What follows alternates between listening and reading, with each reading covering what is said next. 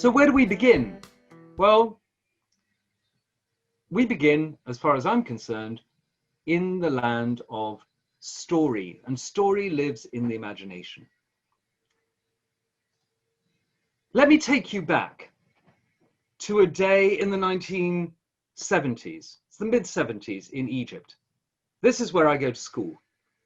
And on this particular day, the whole class is overjoyed because the maths teacher is sick and we don't have to study maths. This is good news. And we have a bit of a shock when the cleaner comes in, a lovely woman in a hijab, and she's supposed to supervise us, 5G, the worst behaved class in school.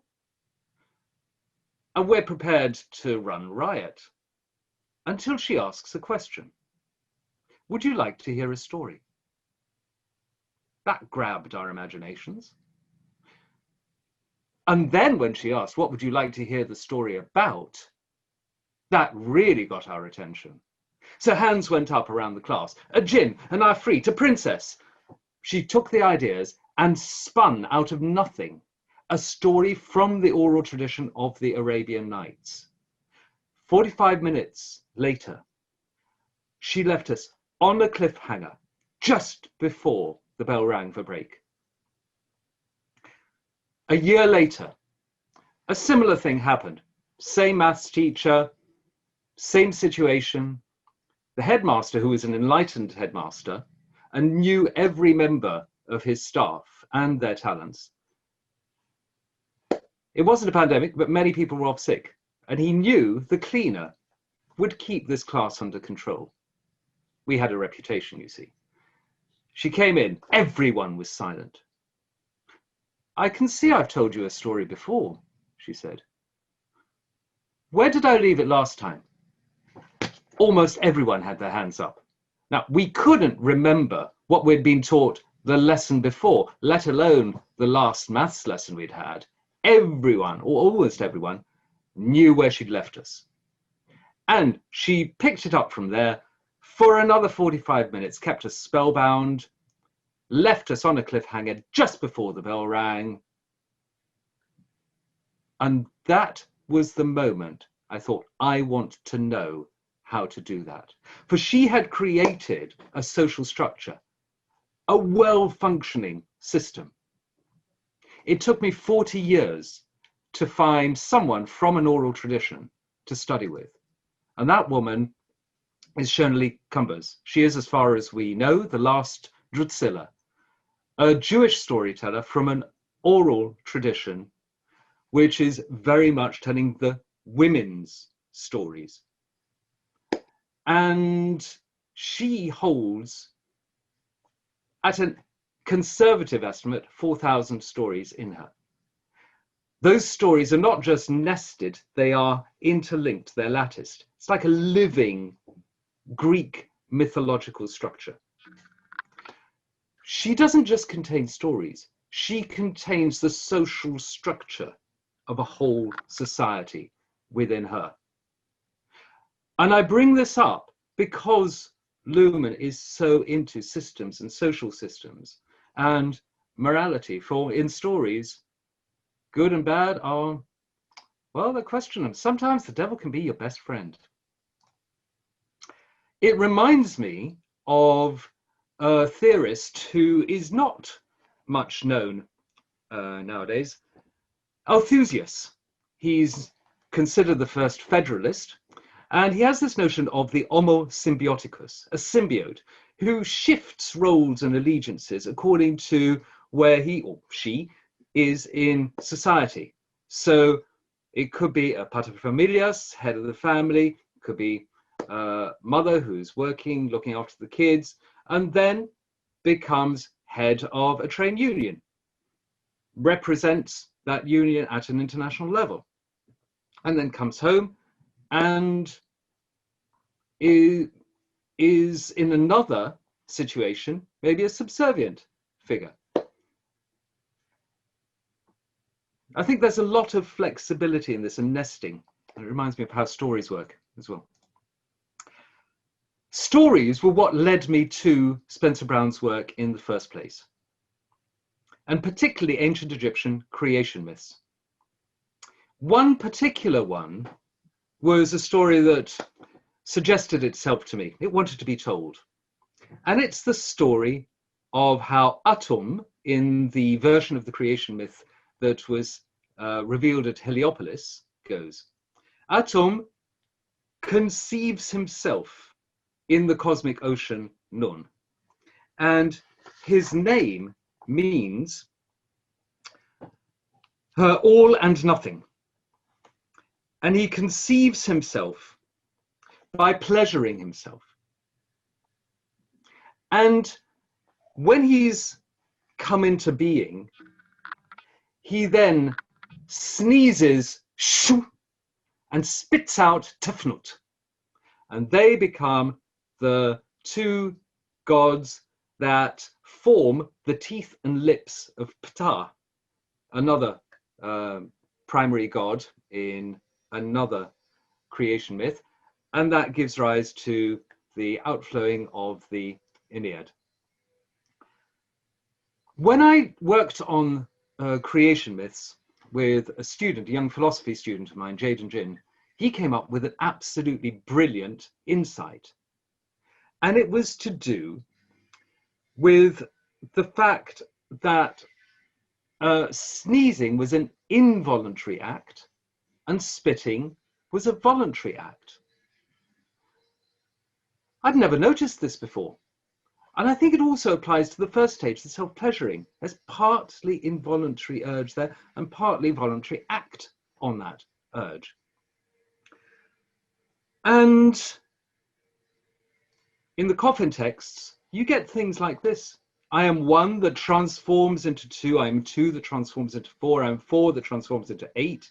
After this, I am one.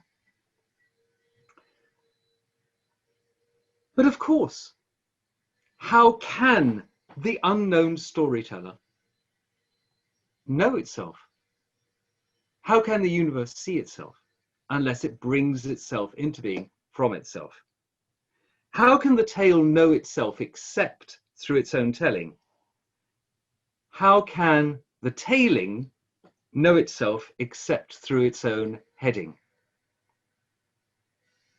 The same story reveals itself in ancient China.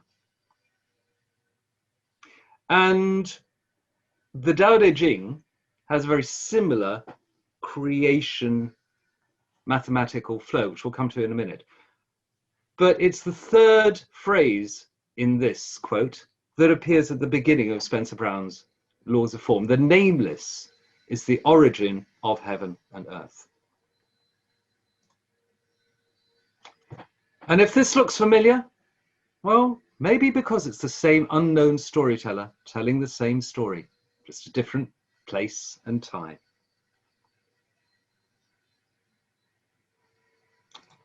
Interestingly, when Spencer Brown writes the female counterpart to his, well, the book he considered the male version, Laws of Form, the female counterpart is Only Two Can Play This Game, and he writes it under the pseudonym of James Keyes. He talks about the word origins of husband and wife.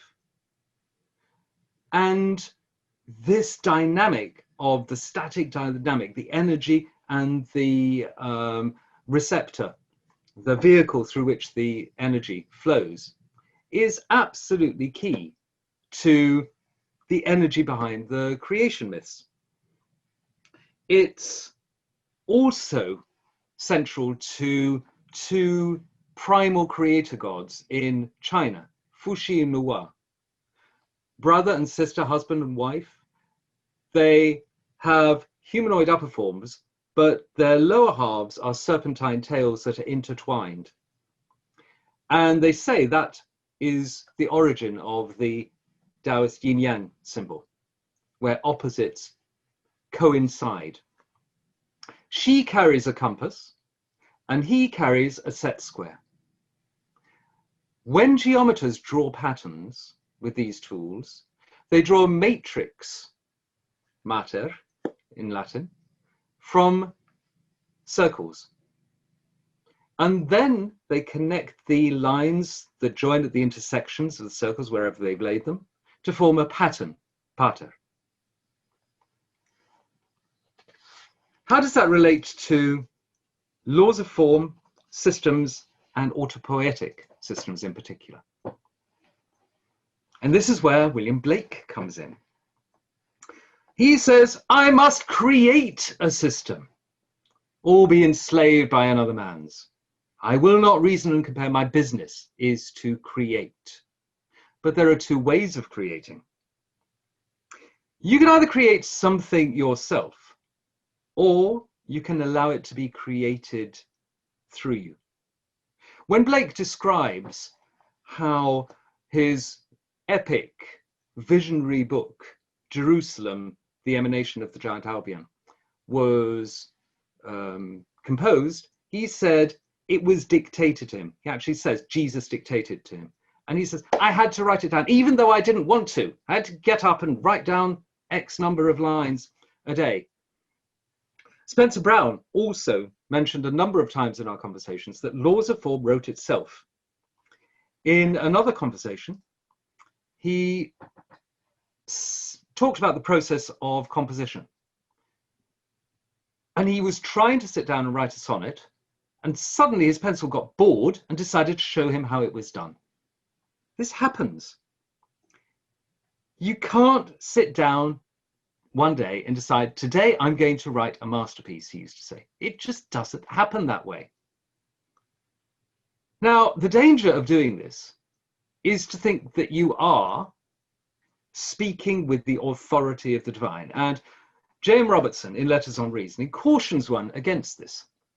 He quotes Fichte. But he also gives us a way out. I'll just leave you to read through this and move on in a minute.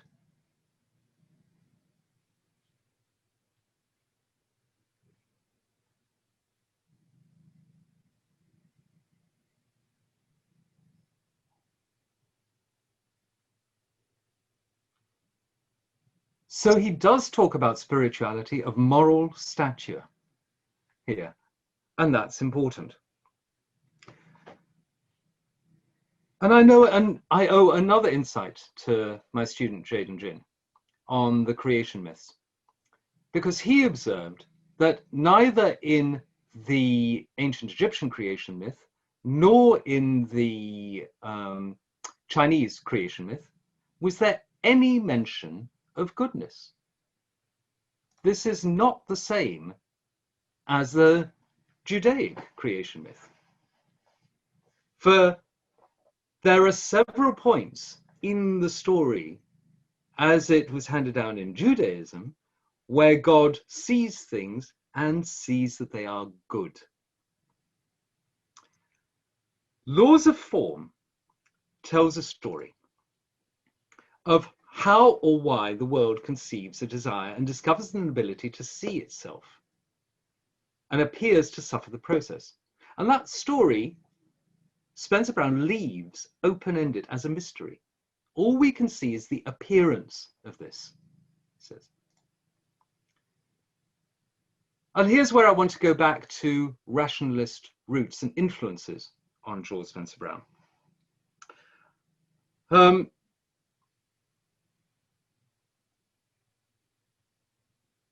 Before I do, let me go back to this a minute. In a paper,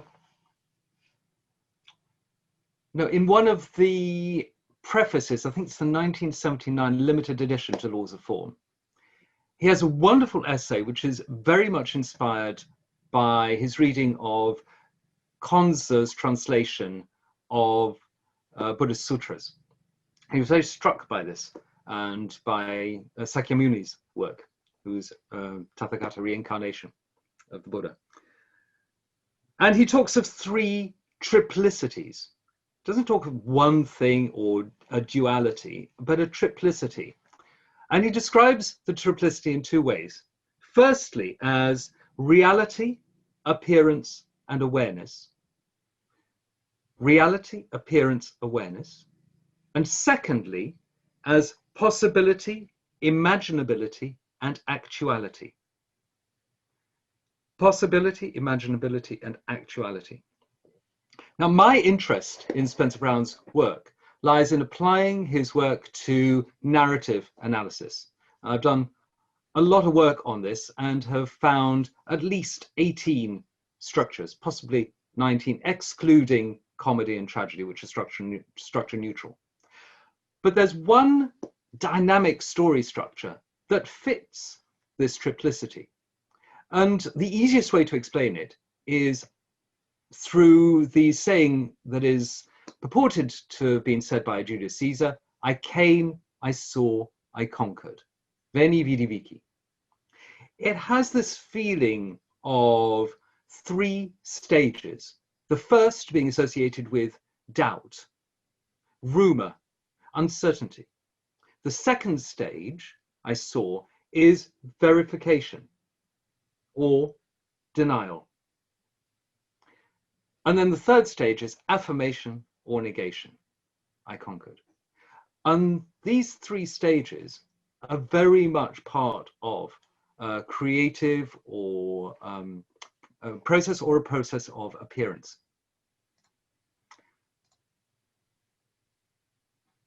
Spencer Brown loved J.M. Robertson's book, Letters on Reasoning. It was the last book he wanted to read. As he was nearing the end of his life with failing eyesight, that was the book he said he missed most of all. And I ended up photocopying or printing out the digital scan that's available online on A3 paper for him and sending it to him. And he was delighted, actually managed to read his favorite passages from him. And he would quote verbatim two of the dictums, he called them dictums, from this book. The first is this: there can be no rational ascription of single mode to the totality of things. The second dictum was this: terms of relative mode cannot rationally be used of an endless series absolutely considered. An example is people talk about a universe or different universes. For Robertson and Spencer Brown, that would be ridiculous. It's one universe. You can have a multiverse, but that multiverse is contained in one universe. Spencer Brown, as a schoolboy, formed or belonged to a club, a Robertson fan club, and he and his friends would walk down corridors chanting these dictums or quotes from Robertson's work verbatim. It was cool to be a rationalist in the 30s. It wasn't fashionable. It was an angry young man thing to do. But the influence stayed with him and influenced his work. Now, if you contrast Spencer Brown's system, it is a unary system. For in his system, you have a mark, which is like a circle suspended in some kind of space, which allows you to point either the inside of the enclosed space, the outside of it, or the border which separates them. In his system, any mark within a space, if it is inhabiting that same space with another mark, well, you can reduce those to a single mark. Any idea in the mind is just an idea. Doesn't matter whether it's an affirmation or a negation, they are ideas in the mind. And what Spencer Brown does is say, if I put a mark over mark, that is exactly the same, has the same value as the space in which the mark is contained. It's a unary system, and the oscillation between them then gives rise to dynamism. That comes in chapter 11. Boole, who came up with a very popular algebraic logic, uses another triplicity, but it's formed of two acknowledged values, 1 and 0, and an unacknowledged empty space in which they reside. That's a key difference.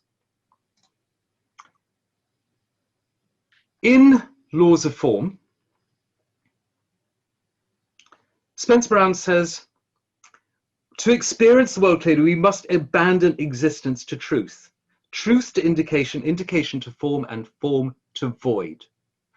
And that's what you do when you say, I'm going to condense everything down to one idea in the mind, and then I'm going to just not think at all, mindlessness, because that's where it all comes from. And Blake would agree, he sees that as the divine imagination. In The Questions of Existence, Spencer Brown says that there are things and that there is no thing are equivalent assertions. And that's similarly what I was talking about. They're both assertions in the mind. And we get too hung up on binary thinking. And Spencer Brown points to a way beyond this, as does Blake. In A Lion's Teeth, Spencer Brown deliberately set out to write amoral stories, not immoral stories, but amoral stories, stories without morals. And despite Letters on Reasoning being at the top of Spencer Brown's personal reading list, it doesn't appear in his list of books he recommends as windows for people to look through and get a different view on life in his book, Only Two Can Play This Game. And one of those books that he says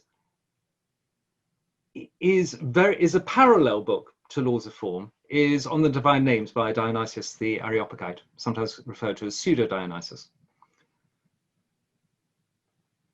And again, I won't read this passage through, but it points to a transcendent unity within which contradictories exist. I've searched for a similar viewpoint in Luhmann's work, and I haven't yet found it. What I have found is a dualistic, paradoxical, often deliberately contradictory observance of duality, the main one being system and environment. One is clearly not the other, both are distinct, but rather than seeing the system as a mark within an ineffable environment, Luhmann sees the outside and inside of a distinction in Boolean terms. The piece of paper on which the mark of distinction is made is taken for granted. Luhmann's system is a binary system in which both sides of this distinction are marked. Luhmann acknowledges he's departing from Spencer Brown's work.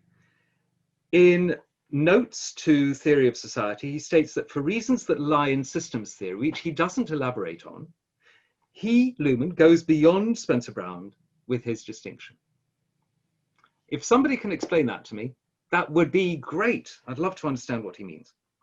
But by going beyond Spencer Brown's work, his link with it is broken. It's a far cry from Blake's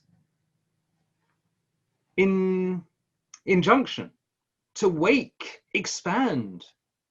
For this is Jesus's voice at the beginning of Jerusalem.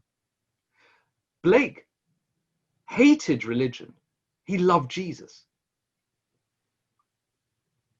And fibers of love are worth expanding, I think. One can sense the influence of Spencer Brown in Luhmann's work.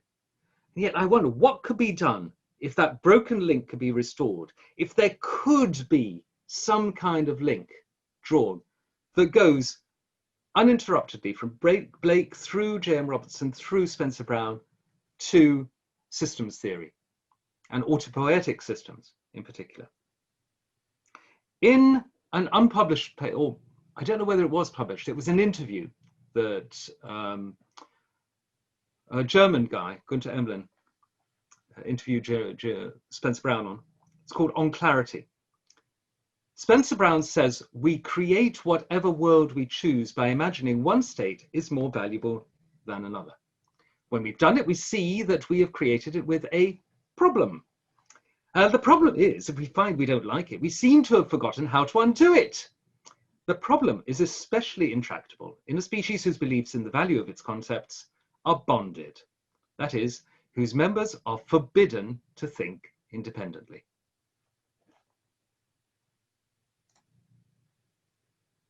But there is a way out.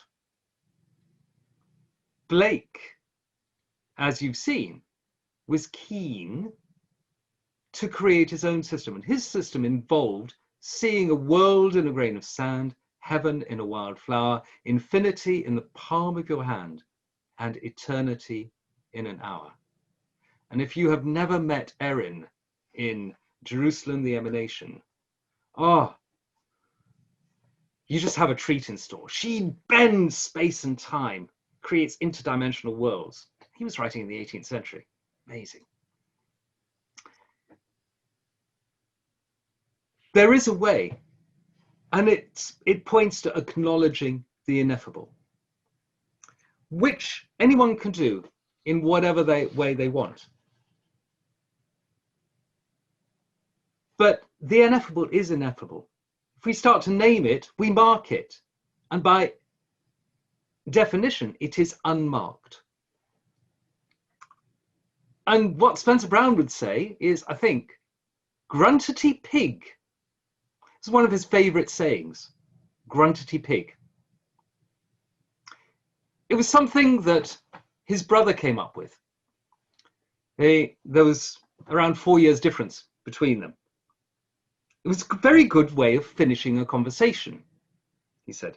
My brother was 4.5 years younger than me, and I was testing him on, what does a cow say? Moo. Not a rabbit, because very few people know what sound a rabbit makes. What does a pig say? And he came out with, gruntity, gruntity, pig, pig, pig, grunty, gruntity, pig. And we roared with laughter. Gruntity pig was the funniest, but I had no idea why it was special. Did you ever ask him why it was special? I said. No, he died before I thought about it. You don't think about it. You always say you'll do that tomorrow or the next day.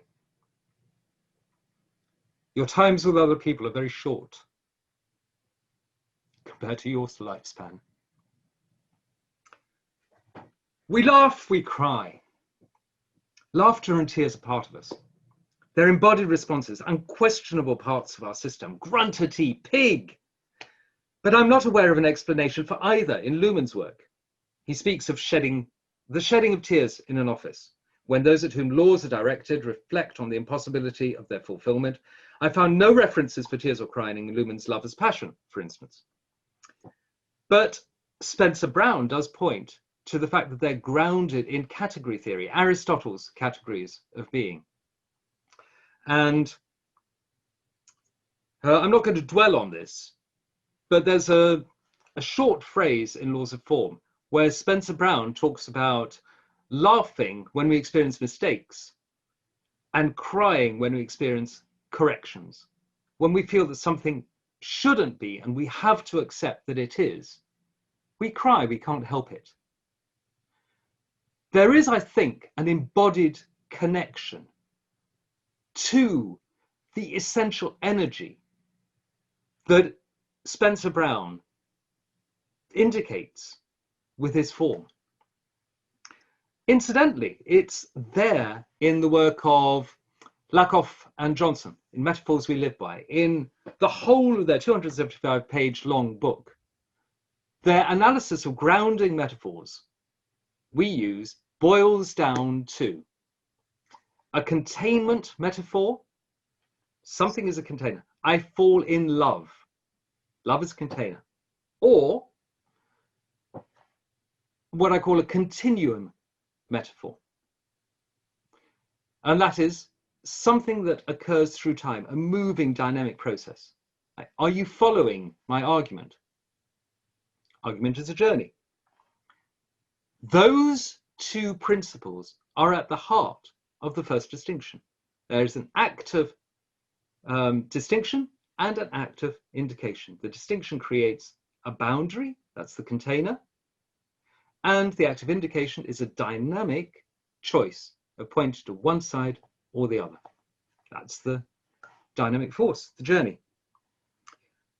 They are contraries.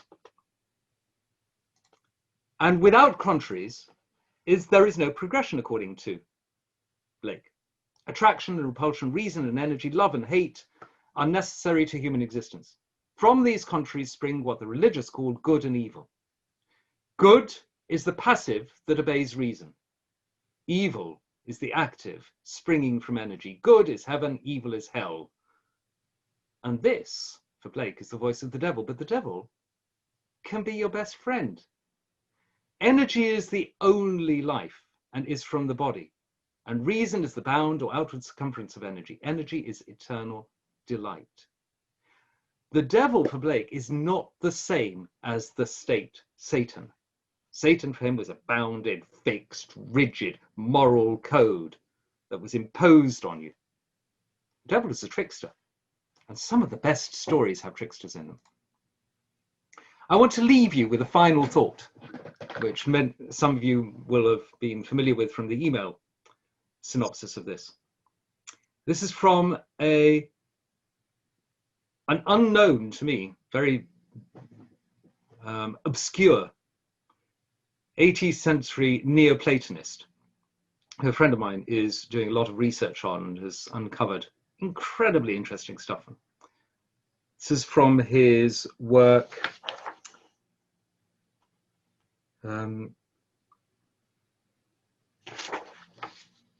Onomasticon Theologicum, 1784.